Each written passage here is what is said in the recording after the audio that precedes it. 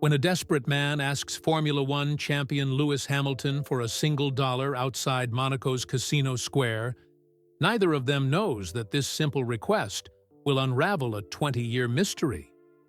What seems like a chance encounter between a homeless, ex-banker, and a racing legend is about to expose a secret network of folded dollar bills, hidden truths, and lives changed in silence. Hamilton's response isn't just shocking, it's the key to a puzzle that will shake the foundations of both banking and racing forever. Because sometimes, asking for help isn't about the money. Sometimes, it's about finding your way home. Marcus. Johnson's fingers trembled as he counted the coins in his palm. 37 cents. That was all he had left in the world. The cold pavement of Monaco's Casino Square pressed against him through his once expensive suit, now wrinkled and stained from weeks of sleeping rough. 6 months ago, he would have walked past someone like himself without a second glance. 6 months ago, he had been Marcus Johnson, senior financial analyst, with an office overlooking the London skyline. Now, he was just another shadow in the corners of Monte Carlo's glittering streets. The morning sun bounced off the casino's golden fixtures, making his eyes hurt. Or maybe it was the lack of sleep. Marcus couldn't remember the last time he'd slept through the night without jerking awake, his heart pounding from nightmares about the day everything fell apart. "Sir?" A well-dressed woman walked past, clutching her designer purse closer. "The police have been called." Marcus stood up slowly, his joints aching. "I'm leaving," he said, his voice hoarse from disuse. Even now, his British accent carried traces of Cambridge education. "I'm sorry to have disturbed you." The woman's eyes softened for a moment, perhaps catching that hint of refinement in his voice. But she hurried away like all the others, her heels clicking against the polished stones of the square. He hadn't always been someone people rushed to avoid. The memories washed over him as he gathered his few belongings, a worn backpack, a water bottle, and the last photo of his family he hadn't sold for food. 6 months earlier, London. "Dad, look what I got on my math test." 10-year-old Emma had burst into his home office, waving a paper with a bright red A+ at the top. "That's wonderful, sweetheart." He'd scooped her up, breathing in the familiar scent of her strawberry shampoo. "How about ice cream to celebrate?" Sarah, his wife, had appeared in the doorway, smiling that smile that still made his heart skip after 12 years of marriage. "Ice cream before dinner? What happened to my responsible husband?" "Sometimes rules are meant to be broken," he'd said, winking at Emma. "Besides, I just closed the Peterson account. We should all celebrate." The Peterson account. That's where it had started. Or maybe where it had started to end. Marcus shifted his backpack, the weight of the memory heavier than the worn canvas. The Peterson account had been his biggest success. A $50 million investment portfolio he'd grown to $75 million in just 18 months. His clients had been thrilled. His boss had been ecstatic. The bonus had been substantial. Then came the whispers about market irregularities, the late-night phone calls, the mysterious patterns in certain trades that didn't quite add up. "It wasn't your fault," his colleague James had said the day the scandal broke. "You couldn't have known the data was manipulated." But he should have. Known. He was supposed to know. That's what they paid him for. The investigation had been quick and merciless. His company had needed a scapegoat, and he'd been perfect. The man who signed off on all the paperwork, who'd proudly presented the impossible returns. His protests of innocence fell on deaf ears. First came the suspension, then the legal fees, then the drinking. Sarah had tried to stand by him. "We can fight this," she'd said. "We can sell the house, start over."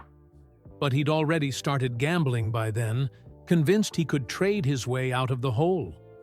The rush of the bet had been the only thing that dulled the shame. 1 month's mortgage payment had turned into 2, then 3. The day Sarah had taken Emma and left, he'd barely been able to look them in the eye. "When you're ready to get help, call us," she'd said, sliding her house key across the kitchen counter. He'd pawned the key a week later for casino chips. Now, in Monaco, the irony wasn't lost on him. He'd ended up in the gambling capital of Europe, sleeping rough in the shadow of the very casino that had featured in so many of his desperate fantasies of winning it all back. The square was filling up with tourists and racing fans. The Monaco Grand Prix was this weekend, and the city was buzzing with excitement. Exotic cars purred past, their drivers hidden behind tinted windows. Each one probably cost more than what he'd lost in his worst night at the tables. His stomach growled, reminding him that he hadn't eaten since yesterday morning. 37 cents wouldn't buy much, not even in the cheapest corner store. He'd have to swallow his pride again, do the one thing he'd promised himself he wouldn't.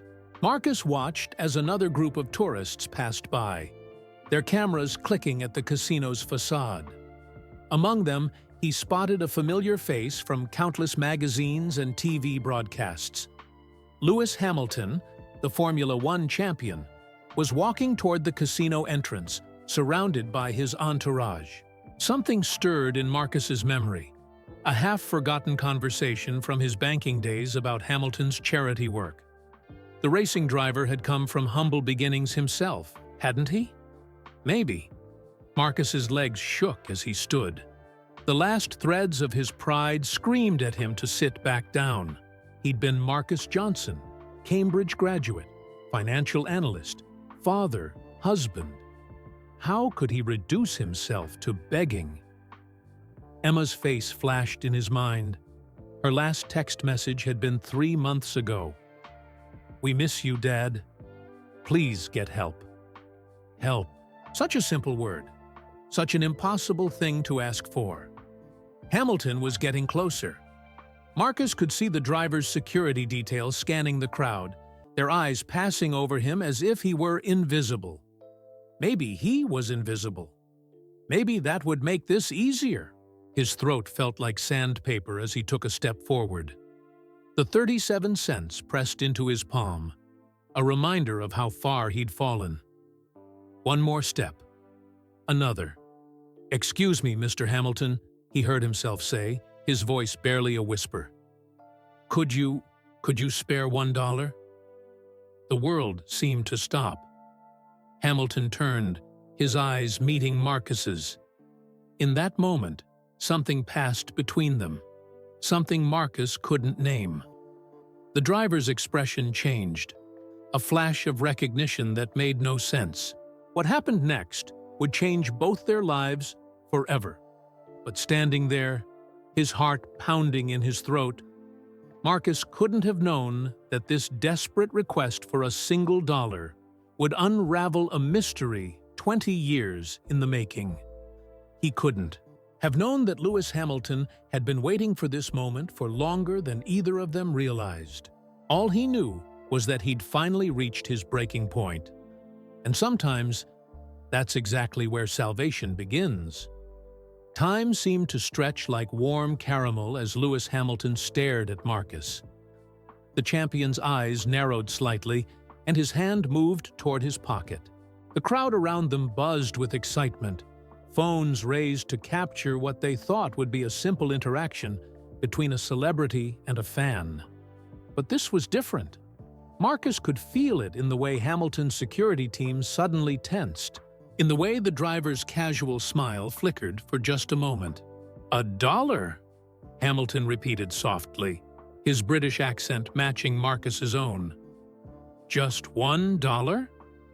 Before Marcus could respond, a gravelly voice cut through the moment. "Leave the man alone, kid. He's got better things to do." Old Joe appeared. At Marcus's elbow, his weathered face creased with concern. In the 3 weeks Marcus had been on Monaco's streets, Joe had become something of a reluctant mentor. The elderly American expatriate knew every corner of Monte Carlo, every service that helped people like them, and, most importantly, every unwritten rule of survival. "I'm sorry," Marcus mumbled, already backing away. But Hamilton's voice stopped him. "Wait." The word hung in the air between them. Hamilton stepped forward, ignoring his security team's subtle attempts to guide him toward the casino entrance. He reached into his pocket and pulled out something that made Marcus's heart stop. It wasn't just a dollar bill. It was folded in a peculiar way, with one corner tucked into another, to form what looked like a tiny envelope. Hamilton held it out, and for a split second, Marcus saw something impossible. A series of numbers written in faded ink along the edge. "Take it," Hamilton said, his voice carrying a weight Marcus didn't understand. "And remember where you got it." Marcus's fingers closed around the bill. It felt old, softer than a new note should be. As he took it, Hamilton's fingers brushed. His and the driver's eyes locked onto his face, with an intensity that seemed to be searching for something. "Come on," old Joe muttered, tugging at Marcus's sleeve. "The police don't like us hanging around here during race weekend." Marcus let himself be pulled away, the folded dollar burning in his palm like a hot coal. Behind him, he heard the snap of camera shutters and the murmur of the crowd. By tomorrow, he'd probably be a footnote in some social media post about Hamilton's generosity to the homeless. But this didn't feel like generosity. It felt like recognition. "You're lucky," Joe said as they walked toward their usual spot near the port. "Most of them just pretend we're invisible. But you've got to be more careful, kid. Race weekend brings out the worst in the police. They want to keep the streets clear for the tourists."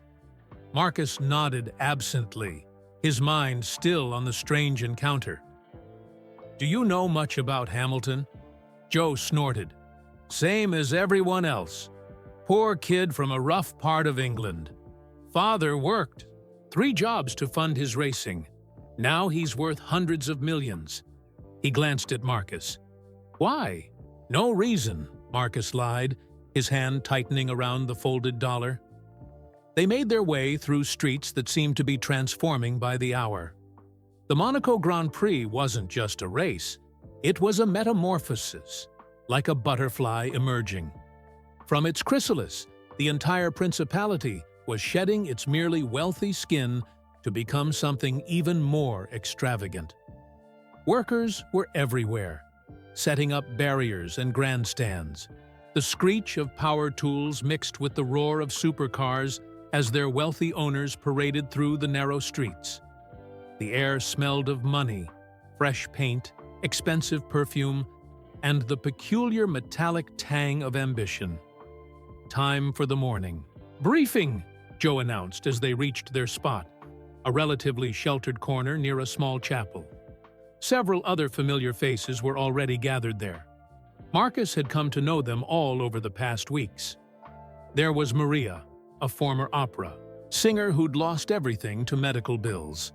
Thomas, who claimed to have once been a quantum physicist, but now spent his days writing complex equations on scraps of cardboard.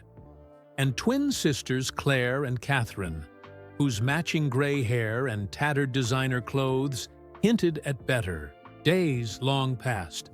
"They're setting up new security cameras on Rue Grimaldi," Claire reported, sharing the morning's intelligence. "And the police have cleared out the tunnels. The rich folks don't want to see us when they're playing with their fast cars," Catherine added bitterly. "Any word on the shelter situation?" Thomas asked, looking up from his equations. Maria nodded. "St. Paul's is full, but I heard the church near the station might open its basement if it gets cold tonight." Marcus settled into his usual spot, half listening to the exchange of information that had become as much a part of his daily routine as his morning coffee had once been. His mind kept drifting back to the encounter with Hamilton. Why had the driver looked at him that way? And why did the folded dollar feel so significant? He pulled it out carefully, making sure none of the others could see. The way it was folded reminded him of something from long ago. His father had taught him a similar fold once, hadn't he? A way to hide a message in plain sight. "You're thinking too loud," Joe said, settling down beside him. "Want to talk about it?" Marcus quickly tucked the dollar away. "Just wondering how I got here." Joe's laugh was like gravel in a tin can. "Aren't we all? You know what the funny thing is about Monte Carlo? Everyone here is pretending. The rich folks pretend they earned every penny. The tourists pretend they belong. Even the buildings pretend. All that gold paint and fancy trim hiding the old stones underneath." He gestured at the casino rising above them. "But you and me, we're the most honest people in this whole city. We've got nothing left to pretend with." The words hit Marcus like a physical blow. He thought about his own pretenses, the suit he still wore like armor, the way he practiced his proper accent each morning, the stories he told himself about how this was just temporary. A familiar engine roar drew their attention to the street. A line of Formula One cars was being transported to the circuit, each one a masterpiece of engineering worth millions. As they passed, Marcus caught a glimpse of Hamilton's car, its silver and black livery gleaming in the Mediterranean sun. "They'll start practice runs tomorrow," Joe said. "Best day for handouts, when everyone's in a good mood and the cars aren't going full speed yet. But you might want to change spots. After this morning." Marcus barely heard him. Something about the car had triggered another memory. Not of his banking days or his family, but something older. A newspaper clipping his father had kept in his study. A young Lewis Hamilton standing next to... The thought slipped away as a police officer approached their group, his hand resting meaningfully on his baton. "Time to move," he said in accented English. "The area is being cleared for race preparations." As they gathered their meager belongings, Marcus felt the folded dollar pressing against his leg through his pocket. He had a feeling it was more than just money. It was a key. But to what door? The answer would have to wait. For now, survival took precedence over mysteries. But as he followed the others toward their backup location near the port, Marcus couldn't shake the feeling that his encounter with Hamilton was more than chance. There had been recognition in the driver's eyes. But of what? And why did Marcus have the nagging sensation that somewhere in his memories lay a truth that could change everything? The morning sun climbed higher over Monte Carlo, gilding the super yachts in the harbor and warming the cold stones of the city. Above them, the casino's windows blazed like watching eyes, while in the distance, the revving of racing engines echoed off the ancient walls like the purring of mechanical beasts awakening from their slumber. Race weekend was beginning, and with it, a race of a different kind. One that had started 20 years ago and was finally approaching its finish line, though Marcus didn't know it yet. All he had was a strangely folded dollar bill, a fragment of a memory, and the unsettling feeling that Lewis Hamilton had been waiting for him. Sometimes the richest men in the world give money to the poor, but sometimes, just sometimes, they're actually paying a debt that's been waiting years to be settled. The folded dollar felt like a burning coal in Marcus's pocket as he watched the sun set over Monaco's harbor. The mega yachts bobbed gently in the fading light, their decks alive with pre-race parties. Music and laughter drifted across the water, along with the tinkling of champagne glasses and the occasional roar of a sports car engine. Old Joe had fallen asleep in their new spot, a hidden alcove near the Port Authority building. The others had scattered to their own corners of the city, each following the unwritten maps of survival they'd drawn over months or years on these streets. Marcus pulled out the dollar bill again, his fingers trembling slightly as he examined the peculiar fold. Something about it tugged at his memory. A rainy Sunday afternoon in his father's study. The smell of pipe tobacco and careful hands showing him how to make a secret compartment out of paper. "It's not just about hiding things, son," his father had said. "Sometimes it's about knowing who to trust. Anyone can fold paper, but the right person will know what the fold means." Careful not to tear the worn bill, Marcus began to unfold it. The creases were precise, almost geometric in their pattern. As the last fold came undone, his breath caught in his throat. There, written in faded blue ink along the edge, was a series of numbers, 23 to 19, 84, 17. Below the numbers, barely visible, was a tiny symbol that made his hands shake harder. A crossed checkered flag and a pound sterling sign. The exact same symbol his father used to sign all his letters. Interesting reading material? Marcus jumped at the voice, quickly trying to fold the bill back up. A man in a team racing jacket stood a few feet away, his stance casual, but his eyes sharp and alert. "Just counting my money," Marcus said, forcing a smile. The man nodded, not believing him for a second. "Mr. Hamilton would like to speak with you." Marcus felt his heart skip. "I don't understand." "You don't need to understand. Just know that if you want answers about that bill, you'll find them at Garage 11 in exactly 1 hour." The man glanced at old Joe's sleeping form. "Come alone." Before Marcus could respond, the man melted back into the evening crowds, leaving only the scent of expensive cologne in his wake. Marcus's mind raced. Garage 11. That would be in the Formula One paddock area, the most heavily secured part of the race circuit. How was he supposed to get in there? And more importantly, should he even try? He gently shook Joe awake. The old man blinked up at him, instantly alert in the way that only people who lived on the streets could be. "What's wrong, kid?" Marcus hesitated. If someone offered you answers about your past, but getting them meant taking a big risk, would you do it? Joe sat up, brushing off his jacket. "Depends on the answers. And the risk." He studied Marcus's face. "This about that dollar Hamilton gave you? How did you?" "I wasn't born yesterday, kid. I saw the way he looked at you, like he'd seen a ghost." Joe sighed. "Look, in my experience, rich people don't give money to the poor without a reason. Usually, it's to make themselves feel better. But sometimes..."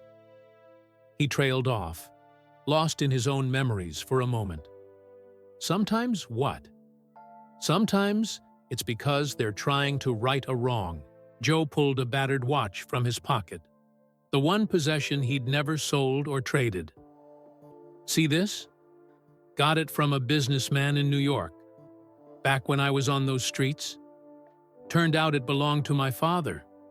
The man had been looking for me for 15 years, carrying that watch, trying to return it." Marcus looked at the numbers on the dollar bill again. What if Hamilton knows something about my father? Only one way to find out. Joe pointed toward the race circuit, where the paddock lights were starting to come on. "But whatever you do, be careful. The past has teeth, kid. Sometimes when you dig it up, it bites." The next hour crawled by like molasses in winter. Marcus paced the port, his mind spinning with possibilities. The numbers could be a bank account, a safety deposit box, or just a random series. But that symbol, his father's symbol, that couldn't be a coincidence. His father had died when Marcus was in university, taking whatever secrets he had to his grave. Or at least, that's what Marcus had always believed. Now, He wasn't so sure. At precisely 9 o'clock, Marcus found himself standing outside the paddock entrance. The security was tight, with guards checking credentials and turning away anyone who didn't belong, which, in his current state, definitely included him. "Excuse me," a familiar voice said behind him. It was the man in the racing jacket. "He's with me." The security guard looked skeptical, but nodded them through after checking the man's credentials. Marcus followed him through a maze of temporary buildings and equipment, his heart pounding with each step. They stopped outside Garage 11. The door was closed, but Marcus could hear the sound of tools and voices from inside. "Wait here," the man said, then spoke quietly into his radio. A moment later, the garage door began to rise. Marcus expected to see a Formula One car, mechanics, and the usual race team bustle. Instead, the garage was empty except for 2 chairs and Lewis Hamilton himself, standing alone in the center of the space. "Hello, Marcus," Hamilton said quietly. Or should I say, Marcus Johnson Jr.? Marcus felt the world tilt sideways. He hadn't used his full name in years, not since... "How do you know your name?" Hamilton gestured to one of the chairs. "It's a long story, one that started before either of us was born, with 2 men who made a promise." He pulled something from his pocket, another dollar bill, folded exactly like the one Marcus had been given. "Your father taught you how to fold these, didn't he? Just like my father taught me." Marcus sank into the chair, his legs no longer able to support him. "Our fathers knew each other?" Hamilton's smile was sad and knowing. "They did more than know each other, Marcus. They saved each other. And now it's time you learned why I've been looking for you for the past 20 years." The garage door closed behind them with a metallic finality, sealing them in with secrets that had waited decades to be revealed. As Hamilton sat down across from him, Marcus realized that old Joe had been right. The past did have teeth, and its bite was about to change everything he thought he knew about himself, his father, and the man sitting across from him who held the other half of a mystery that had been waiting 20 years to be solved. Lewis Hamilton leaned forward in his chair, the garage's fluorescent lights casting shadows across his face. In his hands, he held a worn leather wallet that looked out of place against his designer racing suit. "Your father," Hamilton began, "saved my career before it even started. And mine wasn't the only life he changed." Marcus watched as Hamilton opened the wallet and pulled out an old photograph. The edges were worn soft, like it had been handled thousands of times. He held it out, and Marcus took it with trembling fingers. The photo showed 2 men standing next to a beaten-up go-kart. One was clearly Hamilton's father, Anthony, younger and less gray, but with the same determined set to his jaw. The other, man, Dad, Marcus whispered. Marcus Johnson Sr. stood proudly next to Anthony Hamilton, both men grinning at the camera. In the background, a very young Lewis sat in the go-kart, his helmet almost too big for his small frame. The date stamp in the corner read, July 1995. "I was 10 years old when this was taken," Hamilton said softly. "We were about to lose everything. The racing debts had piled up, and Dad was working 4 jobs just to keep me in karting. Then, one day, your father walked into the bank where he worked and changed our lives forever." Marcus stared at the photo, memories stirring like leaves in a forgotten garden. "I remember this kart. Dad kept a model of it in his study. I always thought it was just because he liked racing." Hamilton shook his head. "It was more than that. Much more." He pulled out another folded dollar bill, identical to the one he'd given Marcus earlier. "Your father set up a system. a way to help people without anyone knowing where the money came from. Each bill was coded. The numbers told you where to find the real help. Bank accounts, safety deposit boxes, lawyers who'd work pro bono. But why the secrecy? Because what he was doing wasn't exactly... Hamilton paused, choosing his words carefully. Let's say it operated in the gray areas of banking law. He called it the dollar circuit, helping people who had the talent, but not the money to make their dreams come true. Marcus's mind raced back to his childhood, to all the times he'd seen his father folding dollar bills late at night.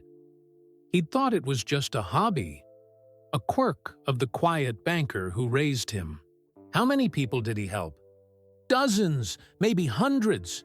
Racing drivers, athletes, artists, entrepreneurs, anyone he thought had real potential but needed a boost. He never took credit, never asked for anything in return, just folded his dollars and changed lives. A memory suddenly clicked into place. The pound sterling and checkered flag symbol, I remember him drawing it over and over, practicing until it was perfect. Hamilton nodded. His signature, his way of letting people know the money was real, that it wasn't a scam or a trap. When I won my first world championship, I looked for him, wanted to thank him properly. But by then, he was gone. Marcus finished. The weight of understanding settled over him like a heavy blanket. He died thinking no one knew what he'd done, that his secret had died with him. Not quite. Hamilton stood and walked to a metal cabinet in the corner of the garage. Your father was smart. He knew someday someone might need to know the truth. So he left a trail. Little breadcrumbs scattered across 20 years and a dozen countries. He returned with a small red notebook. I've been following that trail for years, tracking down everyone he helped, collecting their stories. But there was one piece missing. Hamilton's eyes fixed on Marcus. You! Me? But I didn't know anything about this. Maybe not consciously. But think about the dollar I gave you today. You recognized the fold, didn't you? Somewhere deep down you remembered your father teaching you. Marcus closed his eyes, letting the memories surface. Sunday afternoons in the study. His father's patient hands guiding his own, showing him the precise creases. He said it was a family tradition, that someday I'd understand. He was protecting you, Hamilton said, making sure you'd have the knowledge if you ever needed it, but keeping you safe from the risks he was taking. Risks? Hamilton's expression darkened. Your father wasn't just helping people, Marcus. He was exposing corruption in the banking system. Every person he helped was someone who'd been unfairly denied loans, whose dreams had been crushed by prejudice or politics. He was building a case, gathering evidence. Marcus felt his chest tighten. The market crash that ruined me. Was it connected? That's what I've been trying to figure out. Hamilton pulled out his phone, showing Marcus a series of news articles. 3 months before you lost everything, someone started buying up all the old accounts your father had set up. Following his trail, but not to help people, to destroy evidence. The garage suddenly felt too small, the air too thick. Marcus stood, needing to move. Are you saying someone deliberately targeted me because of what Dad did? I think someone figured out what your father was doing and wanted to make sure the truth stayed buried. They probably thought ruining you would erase any chance of his work coming to light. Hamilton's voice was gentle but firm. But they didn't count on 2 things. What? First, that I'd been searching for you, following your father's clues for 20 years. And second, Hamilton held up the folded dollar bill. That when you hit rock bottom, you'd end up right here in Monaco, asking me for exactly $1. Marcus's legs felt weak. He grabbed the back of his chair for support. It wasn't chance, was it? Meeting you today? Your father always said, there's no such thing as coincidence in banking or racing. It's all about timing. Hamilton stood and placed a hand on Marcus's shoulder. The numbers on that dollar bill? They're coordinates. They lead to a safety deposit box right here in Monte Carlo. Your father's last secret, waiting for the right moment to be found. What's in it? I don't know. But tomorrow morning, the bank opens at 9. Hamilton's grip tightened slightly. And I think it's time we found out exactly what your father wanted the world to know. Outside the garage, they could hear the sounds of the race teams working late into the night, preparing for tomorrow's practice sessions. The roar of engines being tested echoed off the walls, but to Marcus, it sounded different now. Less like the growl of machines and more like the whispers of the past, finally ready to speak its truth. 20 years of secrets, of lives changed. In silence, of a father's hidden legacy.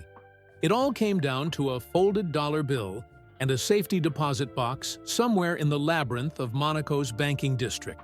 As Hamilton led him out of the garage and into the warm Mediterranean night, Marcus felt something he hadn't experienced in months. Hope. Not just for himself, but for the truth his father had protected for so long. Tomorrow, they would open that box. Tomorrow, they would learn why a humble banker had spent years folding dollar bills and changing lives.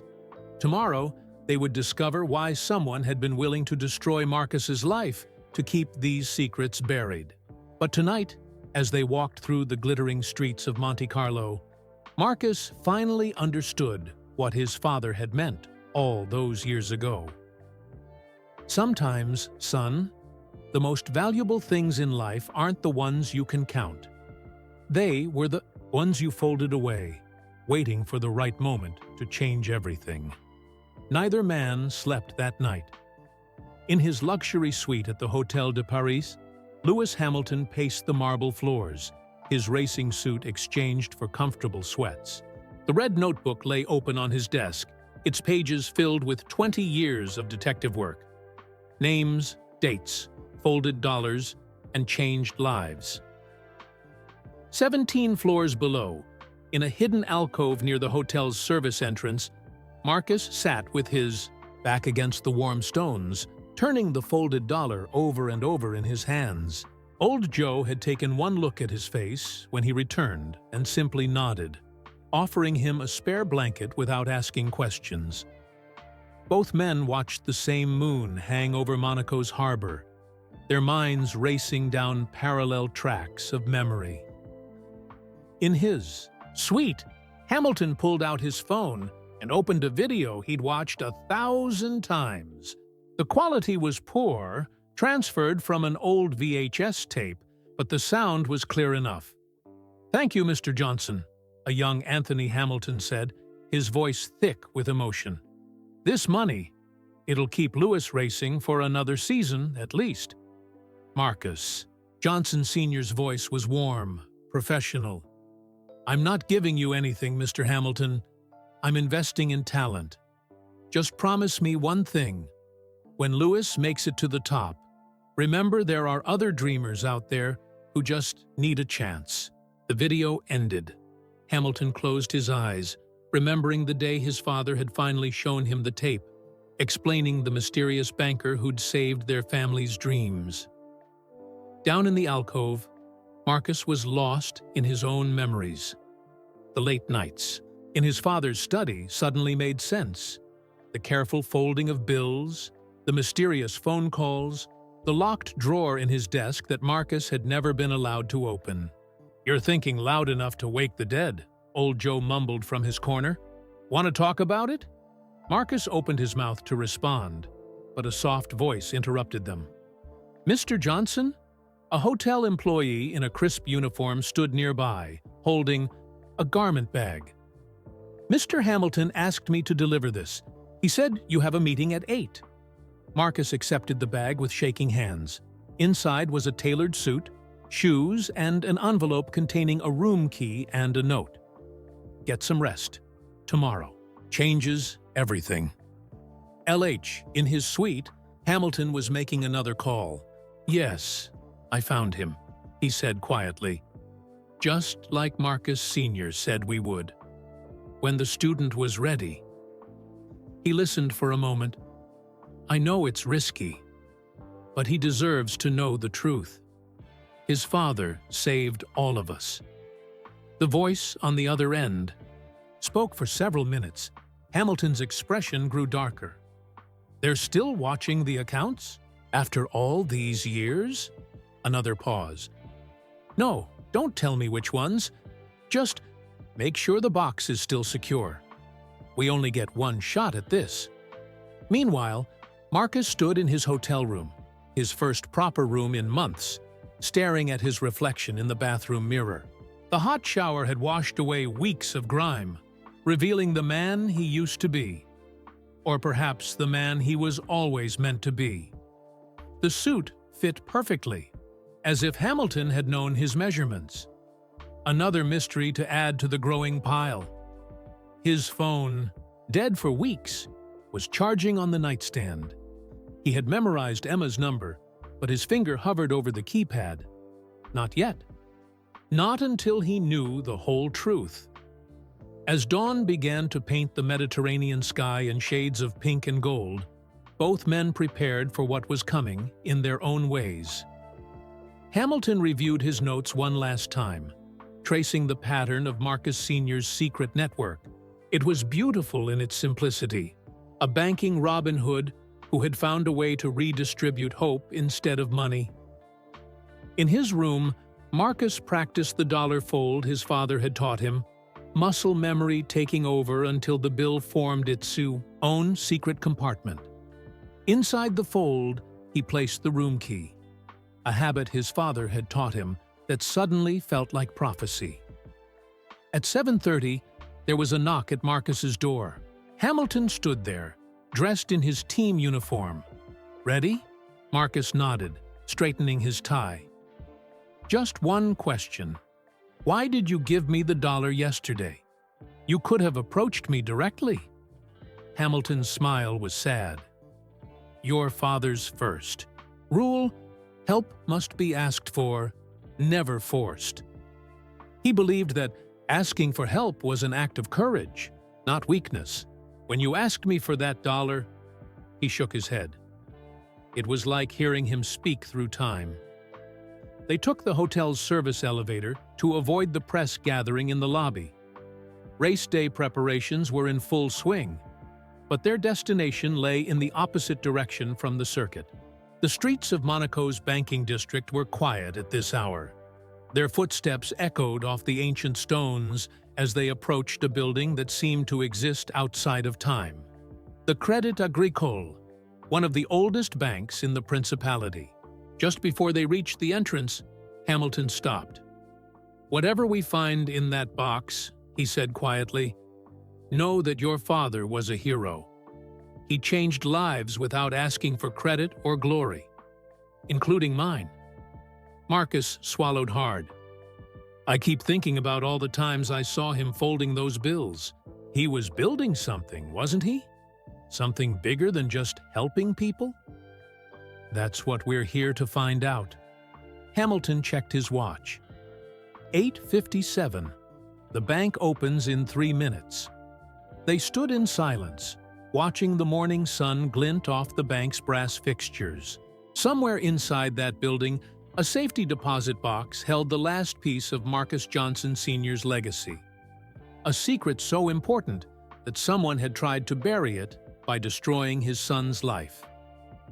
As the bank's security guard approached the door, with his keys, Marcus felt the folded dollar in his pocket like a talisman. His father had spent years preparing for this moment, laying down breadcrumbs that would lead 2 sons, one by blood, one by gratitude, to this exact spot on this exact morning. The guard unlocked the door with a heavy click that echoed like destiny. After you, Hamilton said softly. Marcus took a deep breath and stepped forward. ready to unlock the final mystery his father had left behind. But neither man could have prepared for what waited in Box 2319-8417, or how its contents would shake the foundations of both banking and racing forever. Sometimes the biggest secrets come in the smallest packages, and sometimes they're folded just like a dollar bill. The bank manager's office was cool and quiet, a fortress of mahogany and tradition. Marcus watched as she input the code into her computer, 2319-84-17. Interesting, she murmured, her French accent precise. This box hasn't been accessed since 1999. Hamilton shifted in his chair. Is there a problem? Not at all, Monsieur Hamilton. But there is a specific protocol for boxes of this age. She pressed a button on her desk phone. Security will need to verify the additional documentation.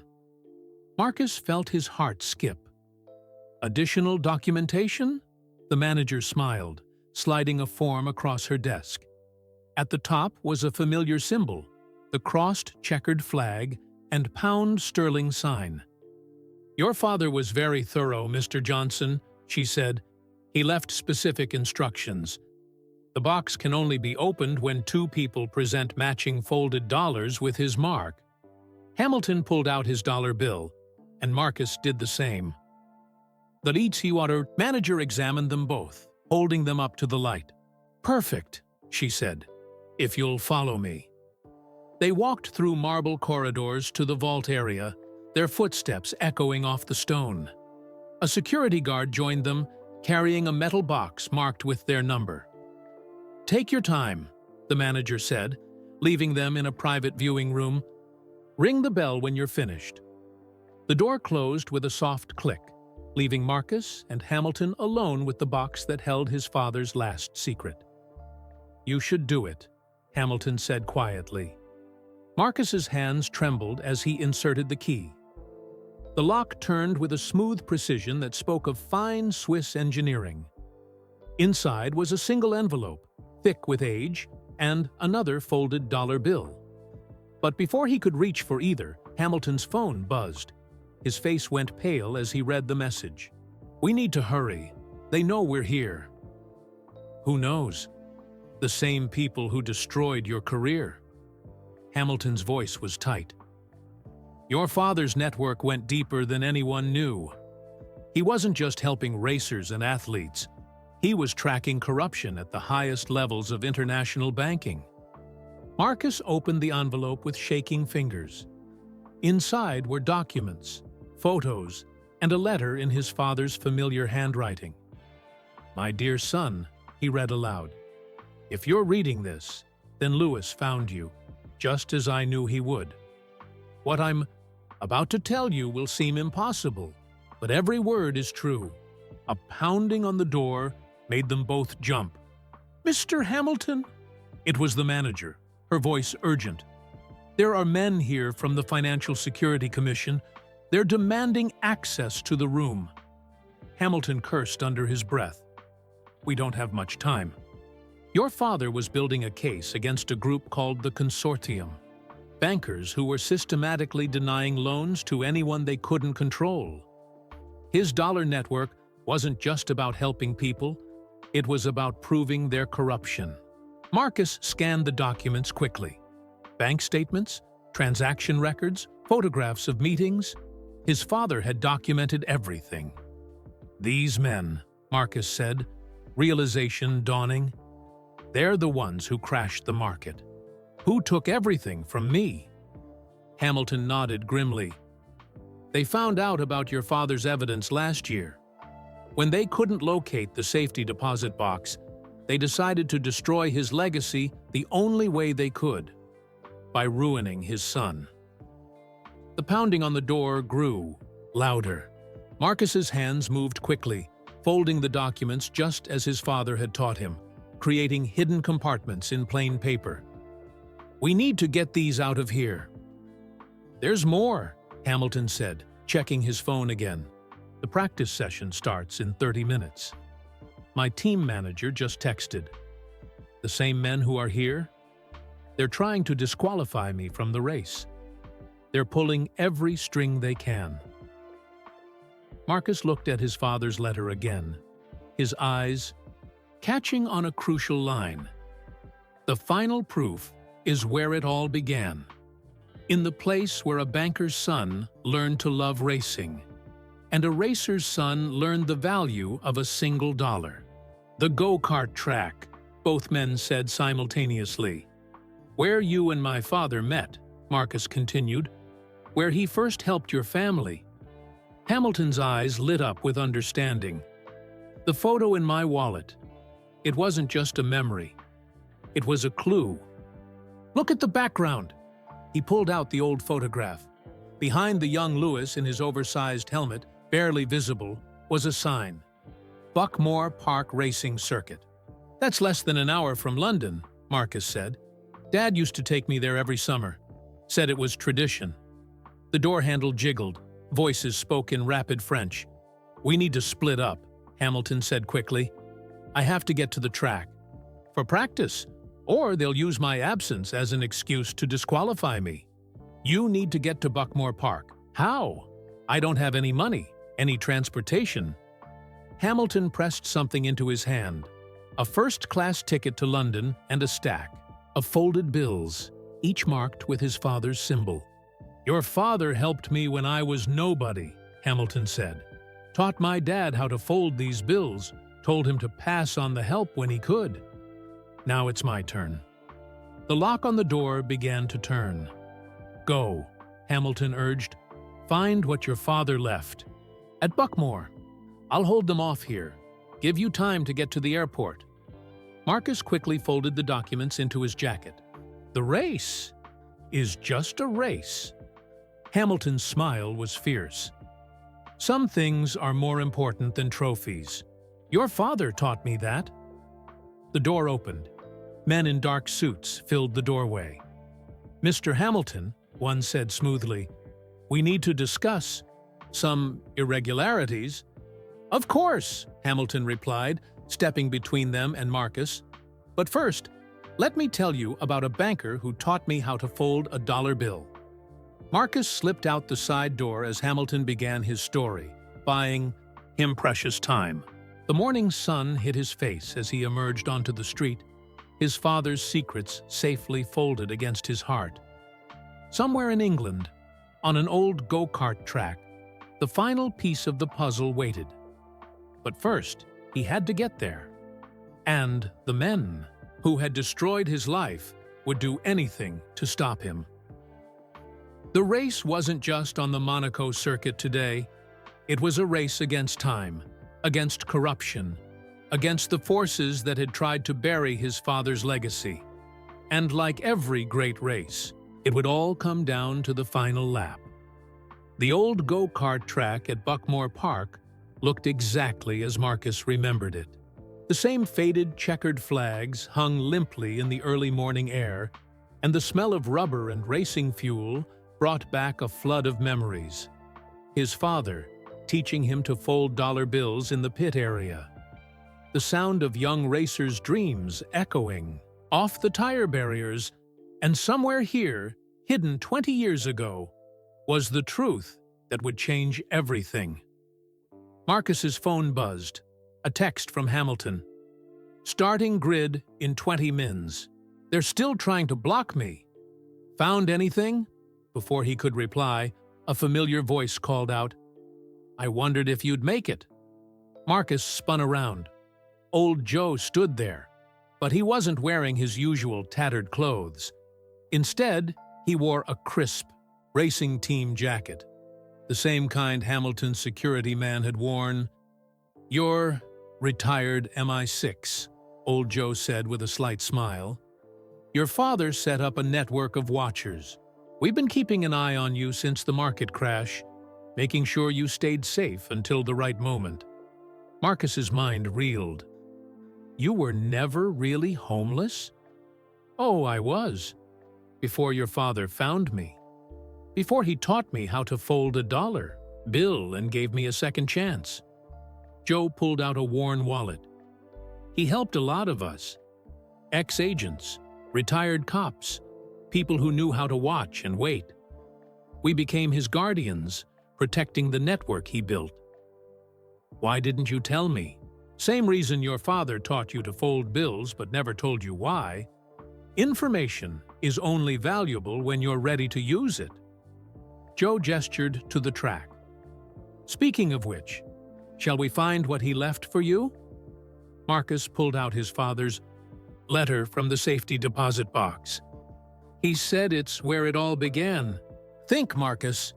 Where exactly did your father first meet Anthony Hamilton? The memory hit like a thunderbolt. The old timing booth. Dad said he was volunteering as a timekeeper the day Lewis first broke the track record. They hurried to the small wooden structure overlooking the track's main straight. It had seen better days, its paint peeling and windows clouded with age. Inside, everything was covered in dust, except for one thing, a single dollar bill, perfectly folded, sitting on the ancient timing console. He knew you'd figure it out, Joe said softly. Marcus's hands shook as he picked up the bill. It was older than the others, its paper soft with age. As he carefully unfolded it, a small key fell into his palm. Look, Joe pointed to writing on the inside of the bill. Coordinates. Marcus squinted at the faded numbers. These aren't for a safety deposit box. They're racing line coordinates, a new voice finished. They turned to see Anthony Hamilton standing in the doorway, his face grave. Lewis sent me, he explained. Those numbers? They're the exact racing line your father calculated for Lewis's record-breaking lap. The lap that convinced me to bet everything on my son's dream. Marcus looked at the key in his hand. What does it open? Anthony smiled. The same thing it always has. The truth. He walked to the old console and pressed a hidden latch. A panel popped open, revealing a small safe built into the base. The key fit perfectly. Inside was a hard drive and another letter. This one was addressed to the Sons of Better Men. Marcus read it aloud. To Lewis and Marcus Jr., if you're reading. This then, the plan worked. You found each other, just as I knew you would. The drive contains everything. The names of the consortium members, their crimes, and most importantly, proof of every life they tried to destroy and every dream they tried to crush. But it also contains something else. Proof of every life. We saved every dream we helped achieve.